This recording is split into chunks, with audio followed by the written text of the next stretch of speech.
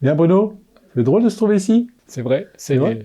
Donc on nous a demandé de se prêter à un jeu. On a un chapeau avec des questions pour notre départ en retraite mutuelle tous les deux. Et bah écoute, on va s'y prêter. Hein. On va se relever ce challenge à la fin de carrière. On y va. Te souviens-tu de ton premier jour de travail? Je suis sûr que tu t'en souviens. Ce qui m'a beaucoup frappé, c'est que lorsque je suis arrivé, alors que mon arrivée était prévue 15 mois avant déjà, je suis arrivé et il n'y avait pas de bureau. Il n'y avait pas de bureau pour moi. Et on m'a dit, bah tiens, là, il y a une table ronde encombrée de livres, pousse un peu les livres, et puis assieds-toi là, et puis lis les rapports de stage des stagiaires qui sont passés dans la maison, ça te fera connaître l'entreprise et le métier. Et puis dès qu'on a un moment pour toi, on s'occupera de toi. Et donc, pour moi, c'est gravé dans ma mémoire. Et donc, pour moi, le parcours d'intégration des nouveaux collaborateurs est quelque chose de très important. Alors Thierry, c'est une question pour toi. Ah bon? Ouais. On te donne 10 hectares de verger. Qu'est-ce que tu plantes dessus? Je mettrais 3 ou 4 variétés que j'aime. Alors, j'irais plus au goût, mais je pense que c'est les grandes variétés de marché. Je mettrais une partie en Samboa, parce que j'adore ces variétés très très douces, très agréables, qui sont de très très bonne qualité et surtout très homogènes quand on en prend une après l'autre. Ça, j'en mettrais. Tonic, qui est aussi une variété exceptionnelle qui, pour moi, m'étonne d'année en année. De la jazz, parce que c'est quand même une sacrée variété. C'est une sacrée variété. Et puis une petite dernière que tu connais, mais je ne citerai pas le nom ici, qui pour moi est une des très grandes variétés qui va venir, qui va arriver, qui est une jaune, qui ressemble à une golden, mais qui est exceptionnelle à plein de niveaux, par surtout sa robustesse aux problèmes de maladies extérieures, par rapport à tout l'environnement. Elle est bonne, ça se conserve bien mieux qu'une golden, c'est meilleur qu'une golden, c'est produit, ça alterne pas. Enfin, pour moi, c'est une variété qui rentre complètement dans ce qu'on a besoin en tant que producteur. Donc je jouerai sur ces 3-4 variétés.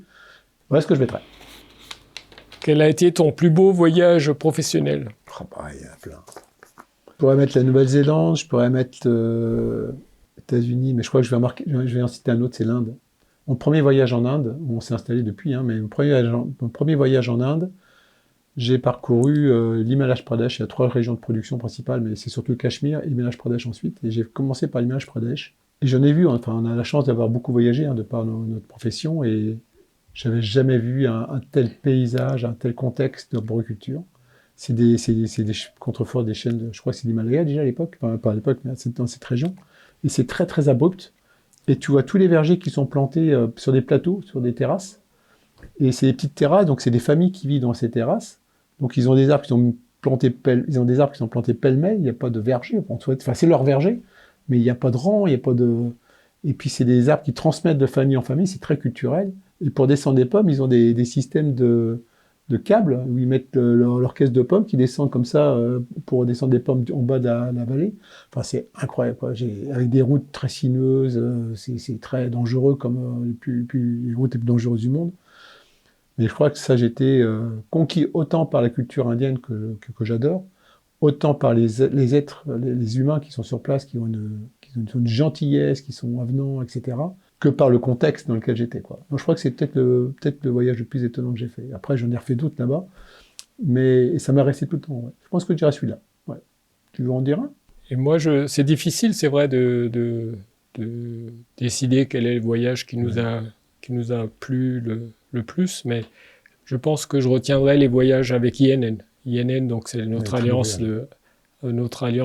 internationale de pépinières à laquelle Dalival appartient. Et parce que nous avons vu en même temps des belles choses et en même temps vécu des moments très forts entre confrères, avec une très grande qualité d'échange et une grande bienveillance. Dans quel voyage en tout ces... Alors peut-être le Chili ou l'Australie. Deux ambiances très différentes. Mais... Le Chili, on était ensemble. Oui. Ouais. Ouais. Si tu pouvais revivre une journée de tes 40 ans de carrière, laquelle choisirais-tu?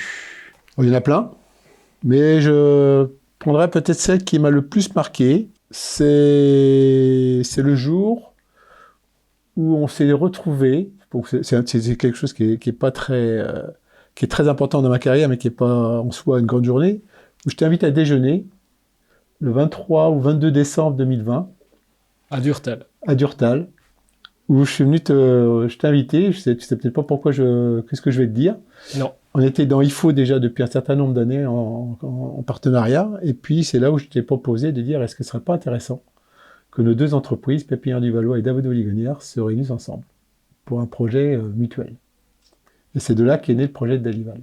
Et je pense que c'était un tournant dans ma carrière, parce que c'était un sacré challenge, déjà il fallait le faire, il fallait aussi te le proposer, et puis moi j'étais encore un jeune dirigeant à l'époque, et face à un vétéran comme tu étais, c'était pas évident pour moi de le faire, et je pense que c'était un bon moment pour moi. C'est une journée, je me rappelle, parce que c'était un virage aussi pour nos deux entreprises après. Ouais, c'est ce que je dirais. Mais il y en a d'autres, hein. Il y en a plein d'autres. Je m'en souviens bien. Ouais. Et toi? Ben, moi, c'est tout à fait différent. C'était en Nouvelle-Zélande. Ouais. J'étais venu plusieurs fois démarcher l'Institut de recherche de Nouvelle-Zélande. Je m'intéressais beaucoup au programme porte-greffe du pommier de cet institut. Ouais. Et on m'a toujours dit qu'il n'y avait rien à discuter, il n'y avait rien à négocier. Et un jour, je suis arrivé et on m'a dit, bah, si, maintenant on peut parler. Et 2 jours après, j'ai signé. Et donc, c'était pour acquérir les droits mondiaux du programme de porte-greffe public, du programme porte-greffe public de Nouvelle-Zélande. Les fameux PFR que nous expérimentons toujours encore et qui sont pris en main par IFO et tout un ensemble de collaborateurs, de partenaires. Tout à fait. Si tu vivais aujourd'hui ton premier jour dans la filière, qu'est-ce qui te surprendrait le plus? Je dirais qu'en 40 ans, le tissu arboricole a quand même beaucoup changé. Il y a eu une disparition de beaucoup d'exploitations arboricoles. Ouais. La surface totale a un peu baissé, mais c'est surtout le nombre d'exploitations qui a baissé, et on a vécu, comme dans beaucoup de métiers, une consolidation assez forte. Et les exploitations d'aujourd'hui, en termes de taille, d'organisation, elles n'ont plus rien à voir avec les premiers producteurs que j'allais rencontrer au début de ma carrière pour vendre des plants pour un demi-hectare, 1 hectare, 2 hectares de verger. Et une grosse commande exceptionnelle, c'était 10 000 arbres. Et aujourd'hui, ça a bien changé. Ah oui, complètement. Avec toutes ces années à travailler ensemble, qu'avez-vous appris l'un de l'autre? Alors, c'est pour nous deux, en fait. Oui. Tu commences? Je peux, oui. Vas-y, commence. Tant que je cherche ce que je veux dire. Tu es quelqu'un qui délègue bien. Tu fais confiance. Tu es toujours prêt à donner un conseil quand on vient te le demander. Tu es disponible. Wow. Toi, je dirais que tu es quelqu'un qui me permet de me poser. Je suis plutôt un va-t-en-guerre. Et tu as tendance toujours à me dire, attends, on va peut-être se poser, on va peut-être écouter, on va regarder ce qu'il en est avant de prendre une décision. Voilà, je pense que ton côté, ce côté très, très prise de recul, très à l'écoute, m'a fait beaucoup de bien dans notre complémentarité. Ça, je pense. Et puis après, bien sûr, dans tes compétences juridiques, financières et contractuelles, enfin tout ce qui touche tes licences, ça a été pour moi un apport que je n'ai pas. Enfin, c'est pas mes premières bases. Merci à toi, mais en tout cas, on a formé un super binôme au cours de ces 14 années à la tête d'Alival. Ouais. Il n'y a jamais eu de conflit. Hein. Non. Jamais. Jamais. Peut-être tendu, même pas. Je ne me rappelle pas. Non, il y a eu des petits désaccords. On est tombé sur des compromis. Allez, on continue. On efface toutes? On va tout les faire. Hein. Si tu devais définir Dalival par 3 mots, quels seraient ces 3 mots? Le premier qui me vient en tête, c'est passion. La passion, parce que c'est quelque chose qui transpire, je pense, de beaucoup de nos collaborateurs. Deuxième, ce sera nos collaborateurs, une équipe. C'est vraiment, on a une équipe qui est incroyable.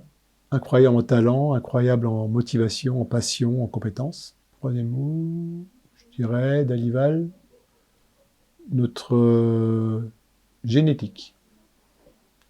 Car c'est un de nos cœurs de métier. Et notre génétique, elle est quand même assez fabuleuse. Et nous qui connaissons les coulisses, on a un potentiel en plus à venir qui est extraordinaire dans sa capacité demain à transformer notre filière par rapport à tous les problèmes que l'on a aujourd'hui en termes sanitaires, en termes d'environnement, Réchauffement climatique. et autres. Et on a des solutions qui arrivent, qu'on a déjà en partie, pour une partie, mais dont on voit le potentiel qui arrive en puissance de manière incroyable, quoi. Donc je dirais que j'en aurais d'autres, mais les 3 premiers qui me viennent, c'est ceux-là. Moi, j'ajouterais le mot international. Oui. Je pense qu'on est la pépinière la plus internationale du monde. Je sais pas. Avec des implantations, avec des implantations même en Chine et en Inde. Ouais. Oui, c'est vrai. Alors, qu'est-ce qu'on nous réserve encore? Quelle rencontre t'a le plus marqué? J'aime bien cette question. Je dirais les techniciens, chercheurs et producteurs américains qui m'ont reçu au cours de l'année que j'ai passé aux États-Unis entre 1986 et 1987.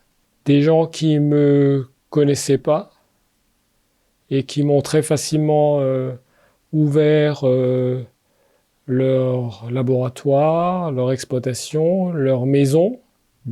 Certains me proposant l'hébergement pour une nuit, d'autres pour 1 mois, d'autres pour 6 mois. Et j'ai vraiment des attaches là-bas et je n'oublierai jamais effectivement cette hospitalité gratuite proposée par ces familles. Quel moment de ta carrière t'a le plus marqué? Ah, la création d'Ifored. D'abord, il y a eu l'idée d'Ifored, le projet. On s'est fait aider après pour conceptualiser.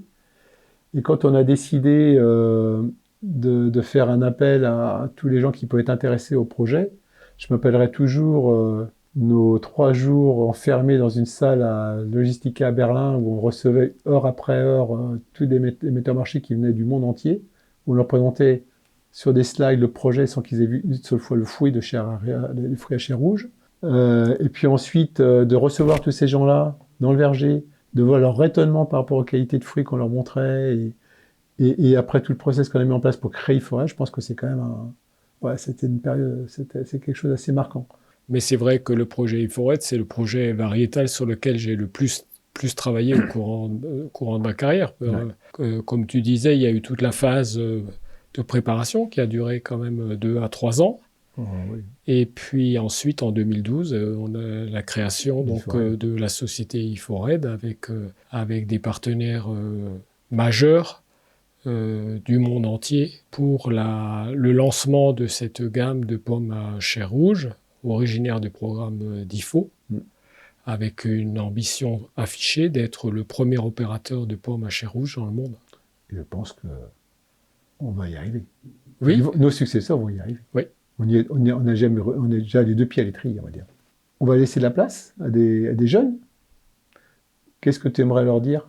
J'aimerais leur dire, d'une part, de continuer le beau projet, continuer cette implication forte sur la création de nouvelles variétés. J'aimerais leur dire aussi de garder, de rester très concret par rapport à la production, par rapport à tout ce qui tourne à la production, de rester attaché aux détails, puisqu'il y a tellement de détails qui comptent, notamment dans la gestion du matériel végétal, dans la traçabilité, mais pas la traçabilité juste pour avoir une bonne traçabilité, mais pour ne pas faire d'erreur, pour produire